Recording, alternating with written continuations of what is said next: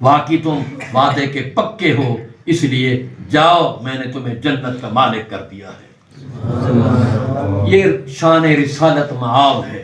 آؤ اللہ اور اس کے رسول کے احکامات کو اسی طرح مانو جس طرح رسول اللہ نے منوایا ہے۔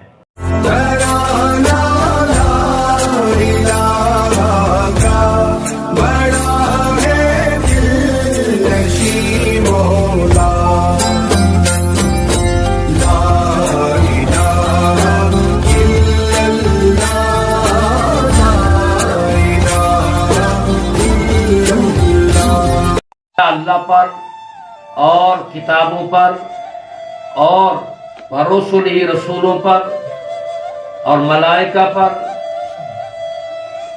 تمام اللہ نے جو کائنات میں بڑی بڑی اولو العزم ہستیاں پیدا کی ہیں، سب پر ایمان رکھنا واجب ہے۔ ورسل ہی والیوم الآخر، اور دن قیامت پر بھی۔ قیامت کے دن پر بھی ایمان یقین ہونا چاہیے کہ واقعی اللہ تبارک و تعالی ایک آخری دن عطا فرمائے گا جسے یوم القیامہ کہتے ہیں۔ تو اسی قیامت کے دن حساب بھی ہونا ہے، کتاب بھی ہونا ہے، سب چیز ہونی ہے۔ اس پر بھی ایمان لازمی ہے۔ اگر خدا نہ خواستہ انہی چیزوں پر ایمان نہیں، دو چیزیں ایمان مفصل ہے، ایمان مجمل ہے۔ ایمان کی تفصیل ہے، ایک اجمالی بیان ہے، آمنت باللہ کما ہوا باسمائہ و صفاتہ و قبلت جمیع احکامہ اقرار باللسان و تصدیق بالقلب۔ جب بندہ اسلام لے آتا ہے، ایمان لے آتا ہے، مسلمان ہوتا ہے، تو یہ چیزیں پڑھنا پڑتی ہیں۔ تو یہ پڑھ کر صرف بھلا نہیں دینا چاہیے، بلکہ اس کو یاد رکھنا چاہیے۔ یہ ایسی چیزیں اور اس پر عمل کرنا چاہیے۔ ایمان مفصل جیسے میں نے پڑھا، اسی طرح ایمان مجمل پڑھا، اسی طرح ان چیزوں کو یاد کر کے ان پر ایمان بھی لازمی ہے۔ اللہ نے فرمایا وصفات ہی، کہے کہ میں اس کے صفات پر ایمان لایا، وقبلت جمیع احکامی، اور میں نے قبول کیا اس کے جمیع احکامات کو، اقرار باللسان، میں نے اقرار کیا زبان سے، و تصدیق بالقلب، صرف زبان سے نہیں بلکہ تصدیق قلبی بھی میں نے کی، دل سے بھی مان لیا۔ سبحان اللہ۔ اور اسی طرح مسلمان دو قسم کے ہیں، ایک صرف زبانی کلامی جمع خط سے ان کا کلمہ پڑھ لیتے ہیں، نماز پڑھ لیتے ہیں، حج کر لیتے ہیں، زکوٰۃ دیتے ہیں، باقی کام کرتے ہیں، مگر دوسرا یہ کہ دل سے ان کو نہیں مانتے۔ دوسرے لوگ یہ زبانی جمع خط کرتے ہیں مگر دل سے نہیں مانتے، مگر اہل اسلام جو مومن کامل ہے وہ دل سے بھی مانتا ہے اور زبان سے بھی مانتا ہے۔ تو لہذا اہل سنت کا یہی دعوت فکر ہے کہ آؤ اللہ اور اس کے رسول کے احکامات کو اسی طرح مانو جس طرح رسول اللہ نے منوایا ہے، اور اسی طرح عمل کرو جس طرح حضور کے صحابہ نے عمل کیا ہے، حضور کی اہل بیت نے عمل کیا ہے۔ بہرحال وہ ڈیٹیل بڑی لمبی ہے، تو میں یہی عرض کر رہا تھا کہ اہل سنت کے نزدیک ہم جو بھی محفل کریں جس میں اللہ کا ذکر، رسول اللہ کا ذکر، اہل بیت کا ذکر، صحابہ کرام کا ذکر، اولیاء کاملین کا ذکر، ان سب کے لیے ہمارا ایک ہی لفظ ہوتا ہے کہ محفل میلاد ہو رہی ہے، کیونکہ نبی کریم صلی اللہ علیہ وسلم کی محفل میلاد وہ ہے، وہ جو نہ تھے تو کچھ نہ تھا، وہ جو نہ ہو تو کچھ نہ ہو، وہ جان ہے جہان کی، جان ہے تو جہان ہے۔ جے تو نہ جلوہ گر ہوندا، جہاں سارا پدھر ہوندا، ہومردہ بند در ہوندا تے کنجی میم لائی ہے۔ یہ دراصل سارا کائنات کا اظہار جو ہے یہ رسول کریم احمد مجتبیٰ حبیب کبریاء منبع جود و عطا حضرت محمد مصطفیٰ صلی اللہ علیہ وسلم کے وسیلے سے ہے، حضور کے ذریعے سے، حضور کے تصدق ہے۔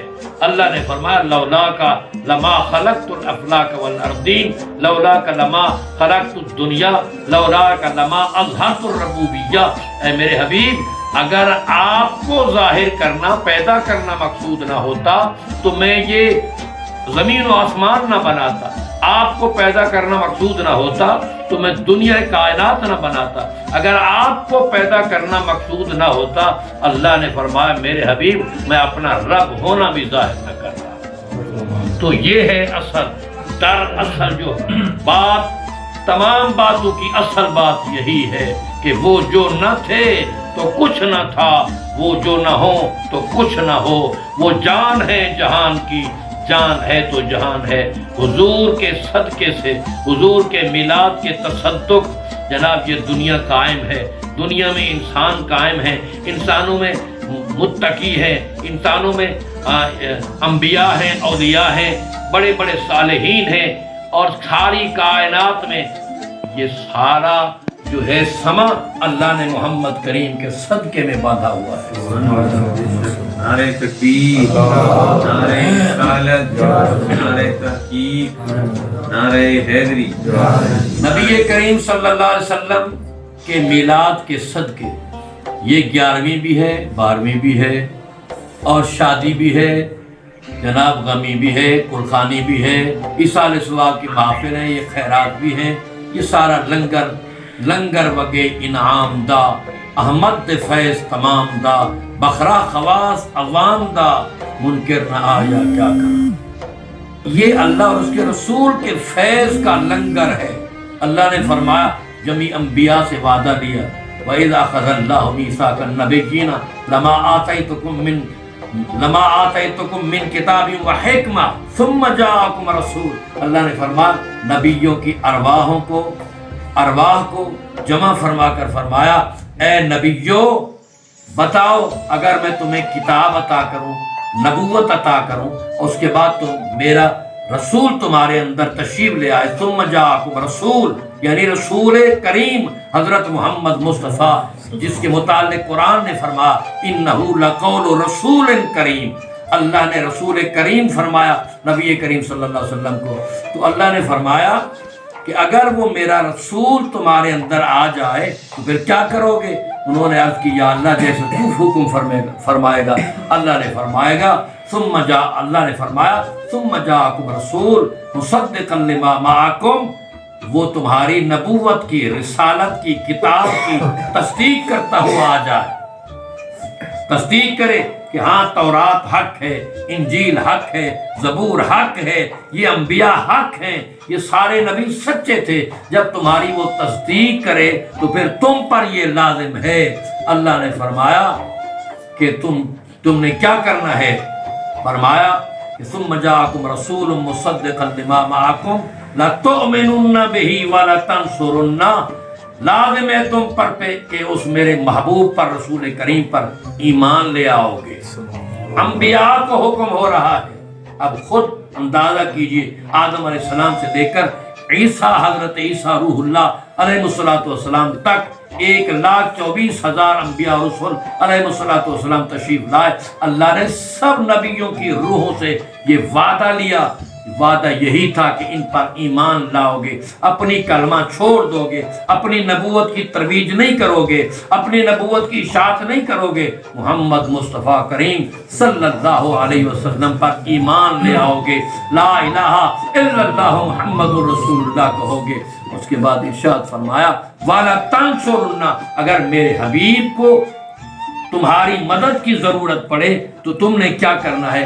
اللہ نے فرمایا تم نے یہی کرنا ہے کہ میرے محبوب صلی اللہ علیہ وسلم کی مدد کرنا ہے، سپاہی بن کر، فرمایا گارڈ بن کر ان کی مدد کرنا ہے، محافظ بن کر ان کی مدد کرنا ہے، ان کے دین پر قربان ہونا ہے تمہیں، اس لیے کہ یہ میں نے نبوت اور رسالت جو ہے یہ اپنے محبوب کی آمد کے صدقے میں تمہیں عطا فرمائی۔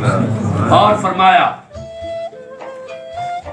لا تؤمنن به ولا تنصرن، مدد کرنا۔ قال اقررتم، اللہ نے فرمایا اے نبیو کیا بتاؤ تم اس بات کا اقرار کرتے ہو کہ میرا نبی اگر جلوہ گر ہو جائے تو تم ایمان بھی لاؤ گے اور مدد بھی کرو گے؟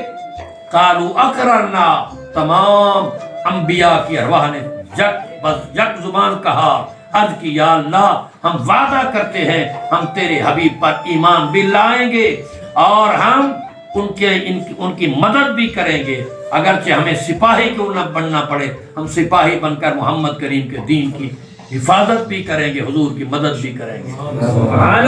اقررنا، سب نے کہا ہم نے اقرار کیا، یعنی وعدہ پکا۔ اللہ نے فرمایا قال فاشہدوا، اللہ نے فرمایا ایک دوسرے کے گواہ ہو جاؤ، آدم علیہ السلام سے لے کر سیدنا عیسیٰ علیہ السلام تک اللہ نے فرمایا اے نبی و رسولوں ایک دوسرے کے گواہ ہو جاؤ کہ آج تم اس عالم ارواح کے میدان میں تم نے میرے ساتھ یہ اقرار کیا، وعدہ کیا، تو اس وعدے پر پکا رہنے کے لیے ایک دوسرے کے گواہ ہو جاؤ۔ فرمایا وَإِنِّي مَعَكُمْ مِنَ الشَّاهِدِينَ، میں بھی تمہارے ساتھ گواہوں میں شامل ہوں۔ آپ اندازہ کیجئے انبیاء ایک دوسرے کے گواہ اور اللہ خود گواہی دے رہا ہے، تو خود جب اللہ گواہ بن جائے پھر فیصلہ کون کرے گا؟ آپ خود سمجھیں، ایک مدعی ہوتا ہے، ایک اس کا گواہ ہوتا ہے، ایک ملزم ہوتا ہے۔ فرمایا یہاں پر اے نبیو، یہ میرے محبوب کی نبوت کی بات ہے، یہ رسالت کی بات ہے، شان و عظمت کی بات ہے۔ تم اقرار کرو اور اقرار کرنے کے بعد ڈٹ جاؤ، تم ایک دوسرے کے گواہ ہو جاؤ، میں بھی تمہارے ساتھ گواہوں میں ہوں، میں بھی تمہارا گواہ ہوں۔ مطلب یہ کہ جب آخرت میں فیصلہ ہوگا تمام انبیاء کرام علیہ السلام سے پوچھا جائے گا کیا تم نے وعدہ پکا کیا، وعدہ پورا کیا؟ تو یہ کہیں گے ہاں یا اللہ، تو پھر اللہ خود گواہی دے گا کہ ہاں میں نے دیکھا تھا، اپنی قدرت، نور قدرت سے دیکھا تھا، باقی تم وعدے کے پکے ہو، اس لیے جاؤ میں نے تمہیں جنت کا مالک کر دیا ہے۔ یہ شان رسالت معاب ہے، اور رسول اللہ صلی اللہ علیہ وسلم آخری نبی ہے، اور حضور کے بعد نبوت ختم۔ انا خاتم النبیین لا نبی بعدی، حضور نے فرمایا میں اللہ کا آخری نبی ہوں، میرے بعد کوئی نبی نہیں آئے گا، اگر کوئی نبوت کا دعویٰ کرے بھی سی تو وہ جھوٹا ہے۔ جس طرح مسلمہ کذاب نے دعویٰ نبوت کیا، سیدنا صدیق اکبر رضی اللہ تعالیٰ عنہ کے دور میں سیدنا صدیق اکبر نے لشکر کشی کی اس پر، اس کو فنار کیا، اس کو قتل کر دیا۔ کیوں کہ جو مسلمان ہو کر رسول اللہ کی شان کی برابری کرے، حضور کی صفات کے مقابل اپنی صفات کو لائے، تو فرمایا وہ مرتد ہے، اور مرتد کے لیے قتل کا آرڈر ہے اسلام کے اندر۔ جو مسلمان نبی پاک صلی اللہ علیہ وسلم کی شان کی برابری کرے وہ مرتد ہے اور واجب القتل ہے۔